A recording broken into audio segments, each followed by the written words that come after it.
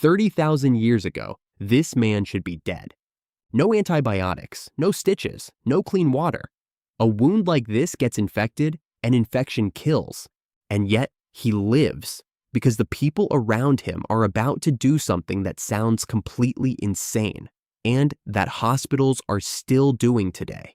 These are the methods ancient humans used to survive injuries that by every logic of their world should have ended them. And the strangest part isn't that they tried them, it's that they worked. Start with the world they lived in. Every hunt was a gamble. Every fall, every animal, every fight could open you up. And in a world with no understanding of germs, an open wound wasn't the injury. It was the doorway. Bacteria gets in. The body floods with infection. Sepsis. For most of human history, that is what killed you. Not the wound itself, but what came after. So here's the question that drove thousands of years of trial and error. How do you stop the doorway from killing you when you don't even know what's coming through it? The answers ancient humans found are stranger and smarter than you'd ever expect. Let's count them up from clever to genuinely unbelievable. First problem, the bleeding. Long before bandages, people across Europe, Greece, and beyond reached for the one thing always within arm's reach: spiderwebs. They'd gather a handful of cobwebs and press them straight into the wound. It sounds filthy, but think about what a web actually is. A dense, sticky mesh. Pressed into a wound, it gives the blood something to grab onto, a scaffold for a clot to form on. The Greeks wrote about it. Roman soldiers used it. Folk healers were still doing it centuries later. Was it perfect? No. But it was free, everywhere, and it helped the blood do its job. Clever. But this is the tame one. It gets stranger. Now the bleeding's slowed. The real enemy is infection. And here's where ancient humans stumbled onto something we'd call genius today. They packed wounds with honey. The ancient Egyptians used it constantly. It shows up in their oldest medical writings as a go-to wound dressing. And it wasn't superstition. Honey is a weapon against bacteria for 3 reasons. 1, it's so sugar-dense, it literally pulls water out of bacteria, drying them to death. 2, it's naturally acidic, an environment microbes hate. 3, many honeys slowly release tiny amounts of hydrogen peroxide, a mild natural antiseptic. A sticky food, smeared into a wound, sterilizing it. Thousands of years before anyone knew bacteria existed. And here's the kicker. Walk into a wound clinic today and you'll find medical-grade honey on the shelf, used on burns and stubborn wounds that won't heal. The ancient Egyptians were right. We just took 4,000 years to admit it. It gets better.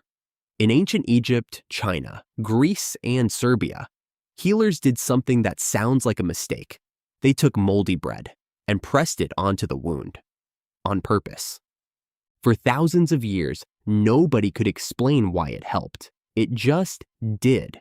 Wounds with the moldy poultice got infected less. Now we know what they couldn't. Certain molds, the fuzzy green kind, produce chemicals that kill bacteria.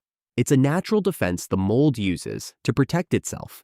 In 1928, a scientist named Alexander Fleming noticed exactly this: mold-clearing bacteria in a dish, and called the substance penicillin, the first true antibiotic, the drug that has saved hundreds of millions of lives. Ancient humans were using a crude version of penicillin. Thousands of years before we discovered it, they didn't have the science. They had the result. And now, the one that breaks people, the most disgusting and the most brilliant. When a wound rotted, the dead infected flesh had to come out, or it would spread and kill. Ancient humans had no scalpels precise enough for that, so they used something that was: maggots, fly larvae, placed directly into the wound on purpose. Here's the genius of it. The right kind of maggot eats only dead tissue. It leaves the living flesh untouched. It cleans the wound from the inside with a precision no ancient blade could match. And its secretions even fight bacteria as it goes. Cultures all over the world figured this out independently. The instinct to recoil, they overrode it because it worked. And the payoff? Maggot therapy is approved and used in modern medicine. Right now, today, doctors use sterile medical maggots on wounds that won't heal any other way. The ancient battlefield trick is a prescription. So go back to that man on the ground. The wound that should have killed him. Cobwebs to stop the bleeding. Honey to sterilize it. A moldy poultice to fight infection. And if it turned, maggots to clean it out. Not one of these people knew what a bacterium was. They couldn't see the enemy they were fighting. They only had thousands of years of watching what worked and what buried people. And the thing we forget, sitting here with our pharmacies and our antibiotics, almost every one of these insane ancient remedies is still used in medicine today. We didn't replace them. We just finally understood them. Ancient humans weren't guessing. They were running the longest experiment in history, and they survived things that, by every rule of their world, should have killed them.